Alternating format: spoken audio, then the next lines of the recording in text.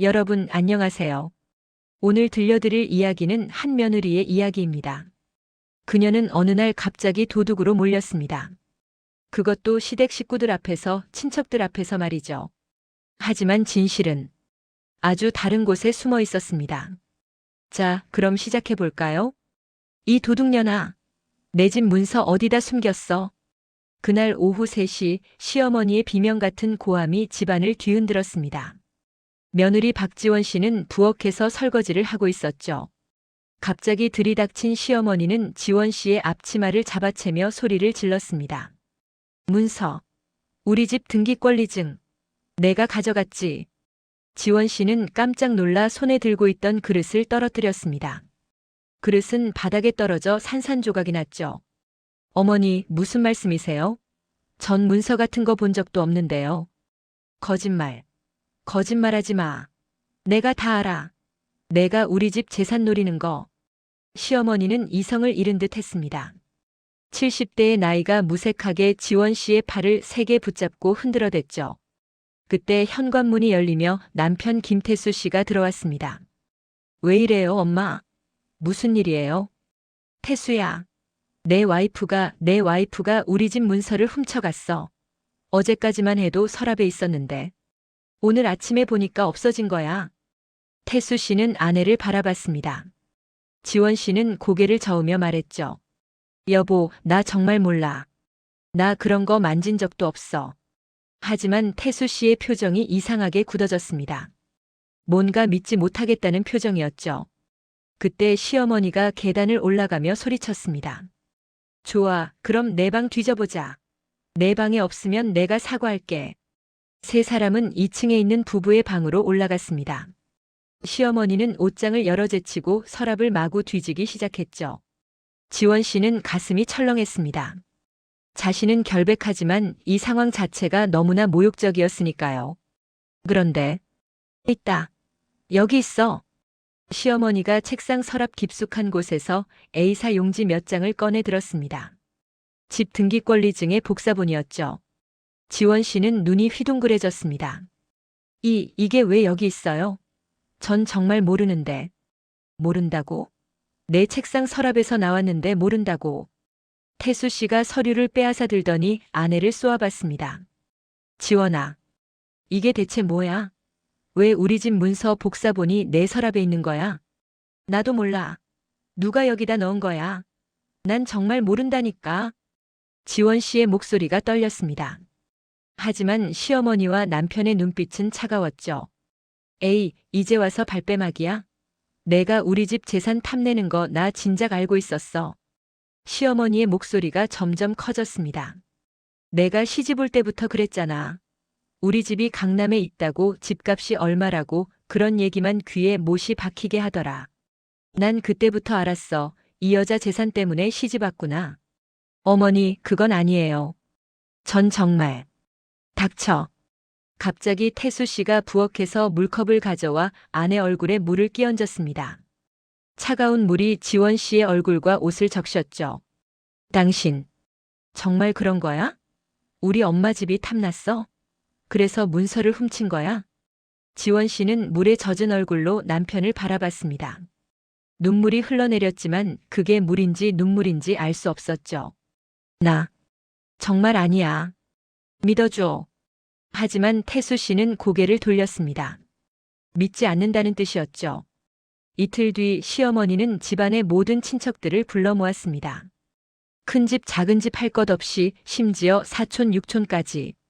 총 20명이 넘는 사람들이 거실에 모여 앉았죠. 지원 씨는 그 한가운데 무릎을 꿇고 앉아 있었습니다. 마치 조선시대 죄인 같았죠. 시어머니가 입을 열었습니다. 여러분, 오늘 이렇게 급히 불러 모은 이유가 있습니다. 다름이 아니라 우리 며느리가 제 집 문서를 훔쳐갔어요. 친척들 사이에서 웅성거림이 일었습니다. 뭐라고? 문서를 훔쳐? 아니, 며느리가 그럴 리가. 요즘 젊은 것들은 다 돈만 밝아서. 시어머니는 계속해서 말을 이어갔습니다. 증거도 있어요. 얘 방 서랍에서 집 문서 복사본이 나왔다고요. 분명히 나 죽으면 집 팔아먹으려고 미리 준비한 거예요. 시어머니의 목소리가 떨리며 울먹였습니다. 마치 자신이 피해자인 것처럼 연기를 했죠. 저는 이 집 지키려고 평생을 살았는데 며느리한테 이런 배신을 당할 줄은 몰랐어요. 친척들의 시선이 일제히 지원 씨에게 쏟아졌습니다.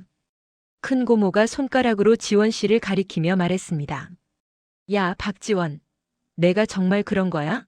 시어머니 집 문서를 훔친 거야? 아닙니다. 저는 정말 모릅니다.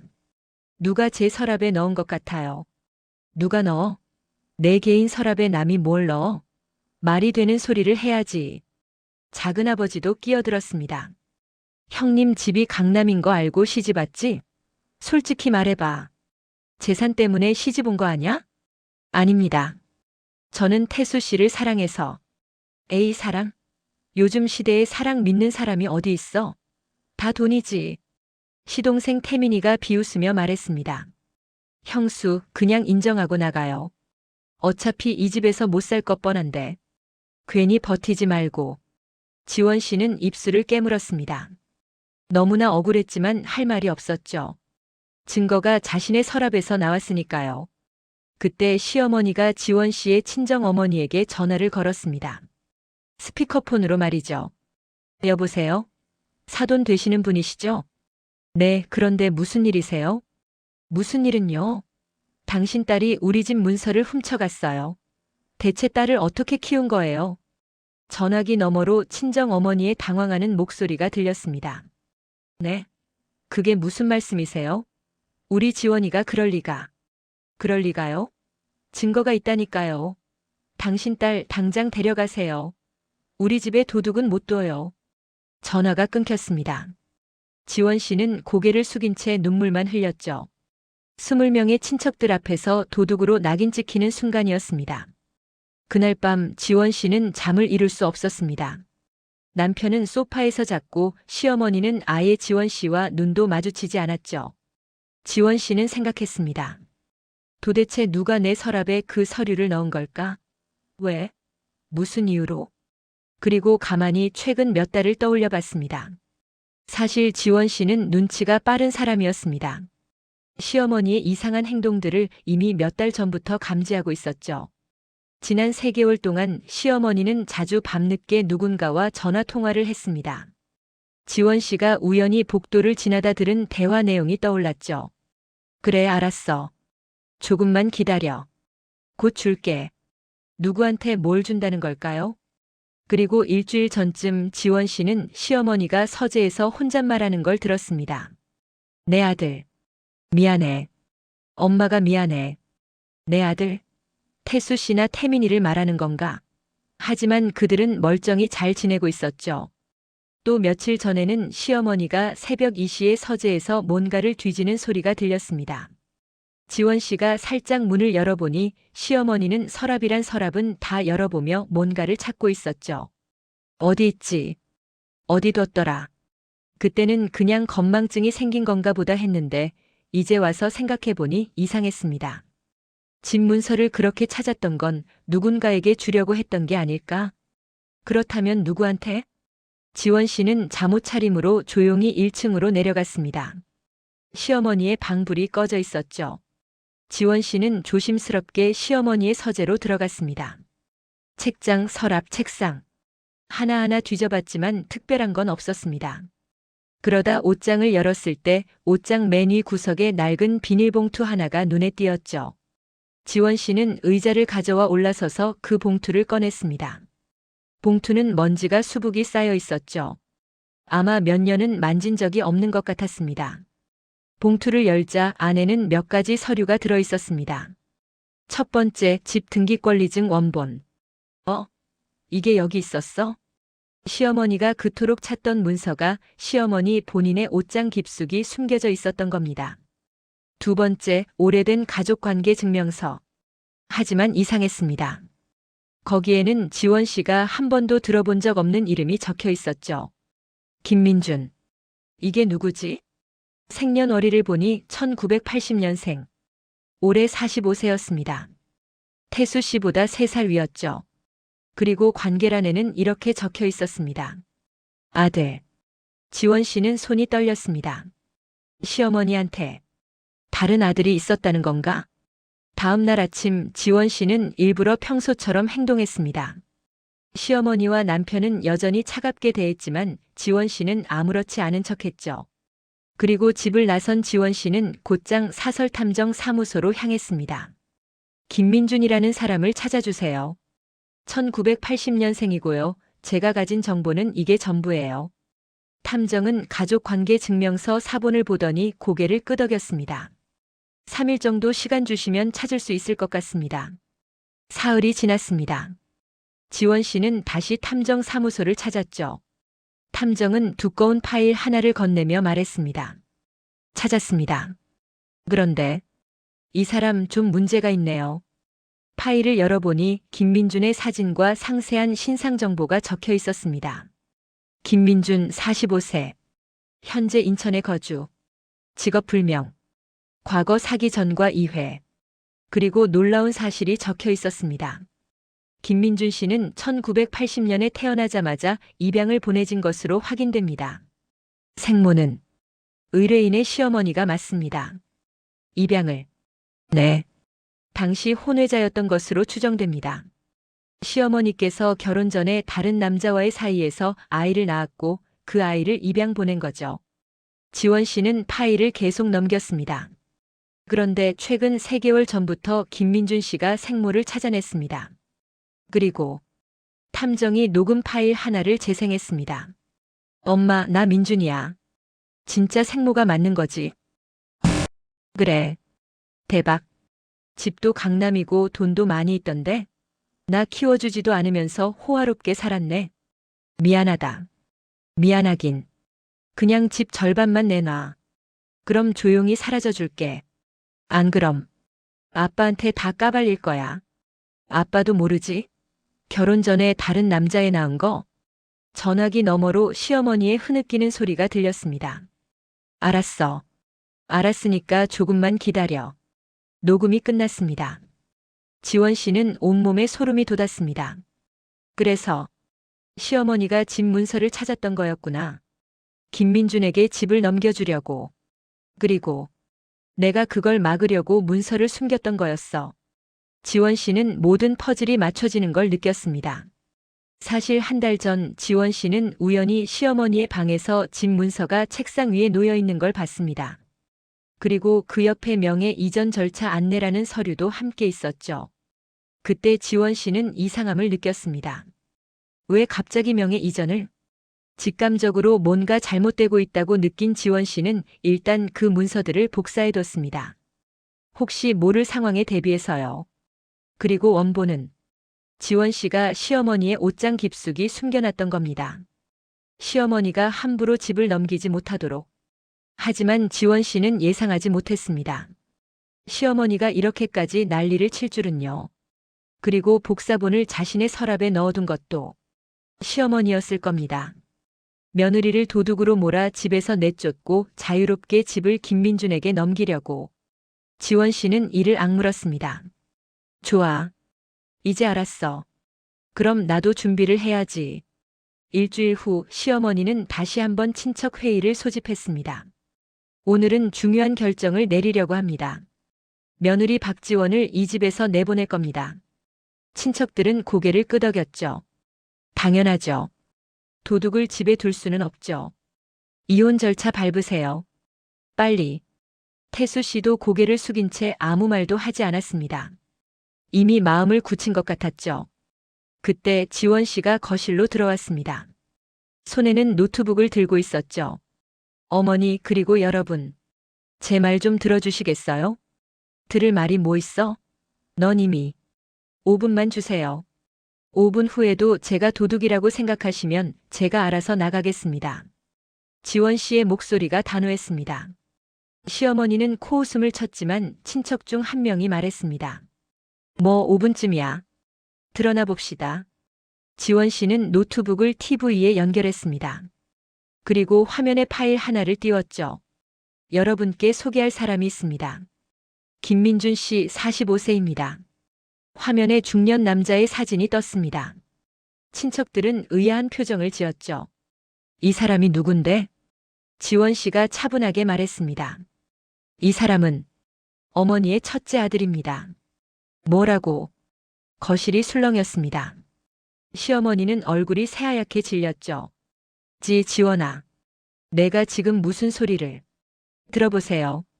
지원 씨는 녹음 파일을 재생했습니다. 김민준과 시어머니의 대화가 거실에 울려 퍼졌습니다. 집 절반만 내놔. 그럼 조용히 사라져 줄게. 알았어. 알았으니까 조금만 기다려. 녹음이 끝나자 거실은 죽은 듯이 조용해졌습니다. 지원 씨는 다음 파일을 열었습니다. 이건 어머니가 김민준 씨에게 보낸 계좌이체 내역입니다. 지난 3개월간 총 3천만 원을 송금하셨네요. 입막음 비용으로요. 화면에 은행 거래 내역이 떴습니다. 시어머니의 이름으로 여러 차례 송금한 기록이 선명했죠. 그리고 이건 가족관계 증명서입니다. 어머니께서 1980년에 낳으신 아들 김민준 씨의 출생 기록이에요. 출생 직후 입양 보내셨죠. 친척들은 입을 떡 벌리고 시어머니를 바라봤습니다. 큰 고모가 떨리는 목소리로 물었습니다. 형수님, 이게 정말이에요? 혼외자가 있었다는 게? 시어머니는 아무 말도 하지 못했습니다. 그저 바닥만 바라볼 뿐이었죠. 지원 씨는 계속해서 말했습니다. 어머니는 이 사실이 알려질까봐 두려워하셨어요. 그래서 김민준 씨의 요구대로 집을 넘겨주려고 하셨죠. 그래서 집 문서를 찾으신 겁니다. 그럼 문서는? 제가 숨겼습니다. 지원 씨의 목소리가 선명했습니다. 한 달 전 어머니 방에서 우연히 집 문서와 명예 이전 서류를 봤어요. 이상함을 느낀 저는 일단 복사본을 만들어두고 원본은 어머니가 함부로 가져갈 수 없는 곳에 숨겼습니다. 그게 어디인데? 어머니 옷장 맨 위 구석이요. 어머니 본인도 거기 뭐가 있는지 까먹으실 만한 곳이었죠. 태수 씨가 벌떡 일어났습니다. 그럼 당신이 도둑이 아니었다는 거야? 네. 전 오히려 이 집을 지키려고 했어요. 어머니가 협박에 못 이겨 집을 넘기실까 봐요. 시동생 태민이 물었습니다. 그럼 형수 서랍에서 나온 복사본은? 어머니가 넣으신 거겠죠. 저를 도둑으로 몰아서 집에서 쫓아내고 자유롭게 김민준 씨에게 집을 주시려고요. 모든 눈이 시어머니에게로 향했습니다. 시어머니는 그 자리에 주저앉아 울기 시작했습니다. 미안해. 미안해. 나도 어쩔 수 없었어. 그날 밤 시어머니는 모든 것을 고백했습니다. 젊은 시절 결혼 전에 사랑했던 남자가 있었다고. 그 남자와의 사이에서 아이를 낳았지만 집안의 반대로 아이를 입양 보낼 수밖에 없었다고. 그리고 지금의 남편을 만나 결혼했고 태수와 태민을 낳았다고. 45년 동안 잊고 살았던 그 아들이 3개월 전 갑자기 나타난 겁니다. 엄마, 나 민준이야. 처음에는 반가웠다고 했습니다. 자신이 버린 아들이 이렇게 다 자라서 돌아왔다는 게. 하지만 김민준의 목적은 재회가 아니었습니다. 돈이었죠. 나 평생 고아원에서 자랐어. 엄마는 강남에서 호화롭게 살면서 나한테는 1원도 안 줬잖아. 이제 보상받아야지. 처음에는 1천만 원을 요구했습니다. 시어머니는 자신의 통장에서 돈을 뺏어줬죠. 그런데 한 달 후 다시 연락이 왔습니다. 돈 더 필요해. 2천만 원만 더 줘. 시어머니는 또 줬습니다. 하지만 김민준의 요구는 끝이 없었습니다. 이번엔 집을 내놔. 집 절반만 명에 이전해줘. 그럼 진짜 사라질게. 시어머니는 고민했습니다. 집은 남편 명의였거든요. 남편이 알면 큰일이었죠. 그래서 몰래 집 문서를 찾았고 명예 이전 방법을 알아봤습니다. 하지만 며느리 지원 씨가 그걸 눈치챈 겁니다. 그리고 문서를 숨겨버렸죠. 시어머니는 패닉에 빠졌습니다. 김민주는 계속 재촉했고 문서는 사라졌고. 그래서 며느리를 도둑으로 몰기로 했습니다. 복사본을 며느리 서랍에 넣고 난동을 부리고 친척들을 불러 모아 망신을 주고 며느리만 쫓아내면 문서를 다시 찾아서 김민준에게 줄 수 있을 거라고 생각한 거죠. 시어머니의 고백이 끝나자 거실은 다시 정적에 휩싸였습니다. 태수 씨가 아내에게 다가왔습니다. 무릎을 꿇었습니다. 지원아, 미안해. 나 정말 쓰레기였어. 당신을 믿어줬어야 하는데. 태민이도 고개를 숙였습니다. 형수님 죄송합니다. 제가 너무 함부로 말했어요. 하지만 지원 씨는 차갑게 말했습니다. 사과는 나중에 받을게요. 아직 끝난 게 아니니까요. 무슨 말이야? 김민준 씨가 아직 남아있잖아요. 지원 씨는 노트북에서 다른 파일을 열었습니다. 제가 지난 일주일 동안 준비한 게 있어요. 화면에는 김민준의 통장 거래 내역, 사기 전과 기록, 그리고 다른 피해자들의 진술서가 떠올랐습니다. 김민준 씨는 어머니만 협박한 게 아니에요. 과거에도 생부모를 찾아낸 다른 입양인들을 속여 돈을 뜯어냈어요. 이미 사기 전과가 2건이나 있고요. 그럼 제가 이 자료들을 정리해서 어제 경찰서에 고소장을 제출했습니다. 사기, 공갈, 협박 혐의로요. 바로 그때 현관 초인종이 울렸습니다. 땡그랑, 땡그랑.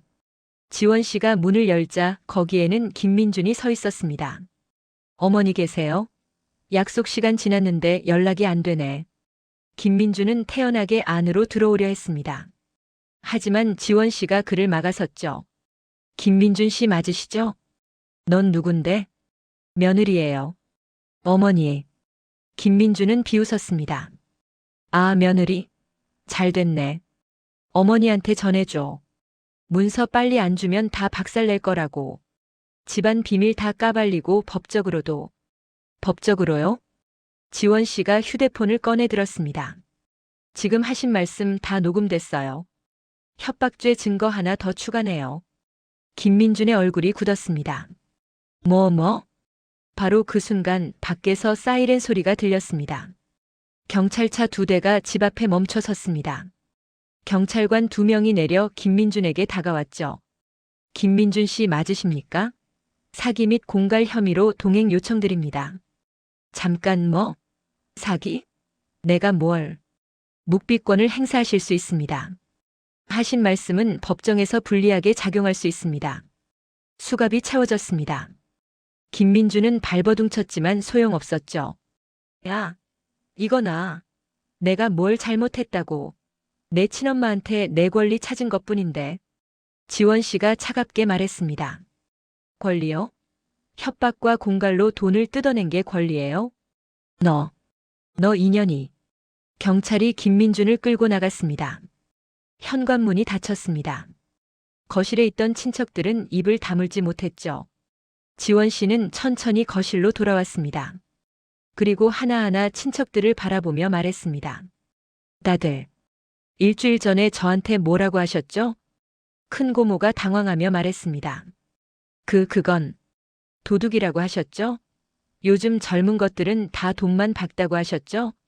작은아버지가 땀을 흘리며 고개를 숙였습니다. 미안하네. 우리가 오해요? 지원 씨의 목소리가 차가워졌습니다.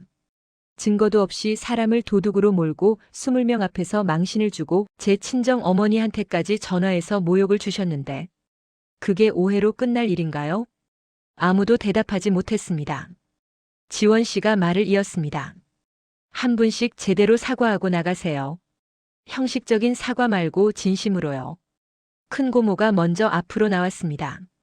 지원아, 고모가 정말 잘못했다. 너한테 너무 심하게 말했어. 진심으로 사과한다. 90도로 허리를 숙였습니다. 작은아버지도 나왔습니다. 조카 며느리 미안하네. 내가 너무 성급하게 판단했어. 한 명, 20명의 친척들이 줄을 서서 지원 씨에게 사과했습니다. 어떤 사람은 눈물을 흘리며 어떤 사람은 떨리는 목소리로. 지원 씨는 담담하게 그들의 사과를 받았습니다.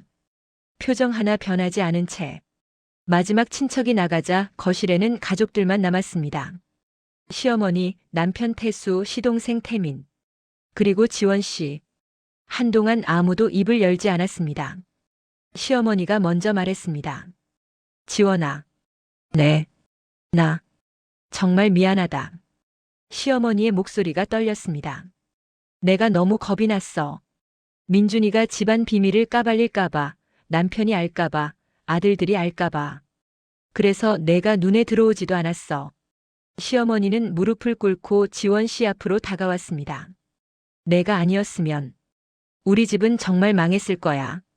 민준이한테 집도 빼앗기고 가족들도 뿔뿔이 흩어지고 눈물이 주르륵 흘러내렸습니다. 너는 우리 집안을 지킨 거야. 내가 할 수 없었던 걸 내가 해낸 거야. 그런데 나는 너를 도둑으로 몰았어. 시어머니는 바닥에 이마를 찧었습니다. 쿵. 미안하다. 정말 미안하다. 태수 씨도 아내 앞에 무릎을 꿇었습니다.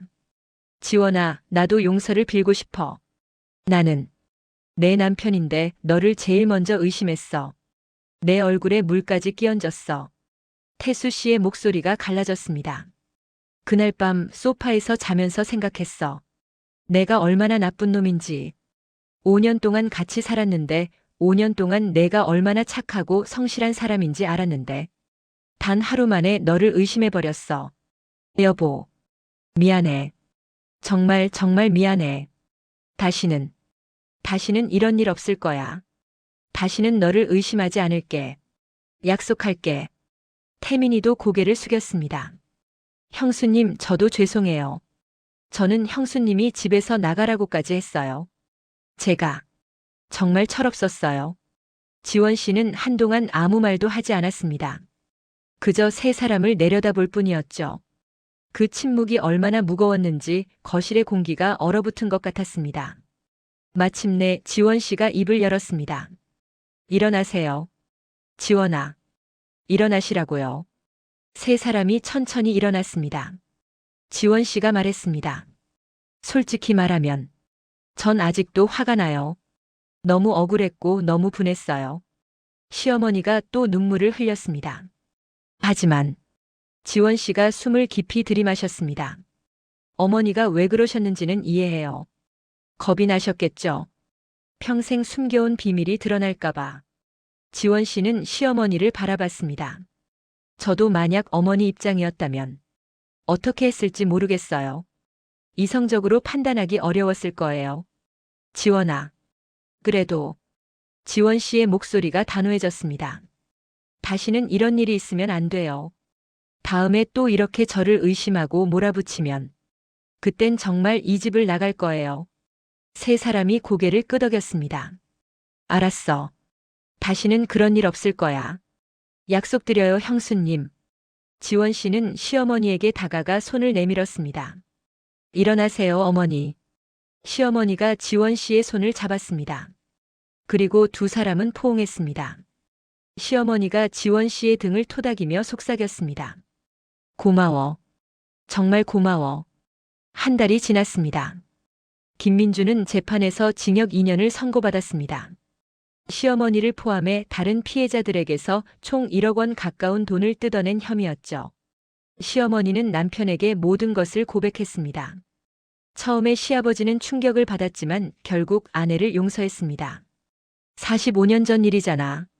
그때 당신이 얼마나 힘들었을지 나도 알아. 그리고 가족회의가 열렸습니다. 이번에는 친척들 없이 오직 가족들만. 시아버지가 말했습니다. 우리 집 재산 문제를 투명하게 정리하려고 합니다. 며느리 지원이가 이번에 집을 지켜줬으니 당연히 발언권이 있어야죠. 유언장이 새로 작성됐습니다.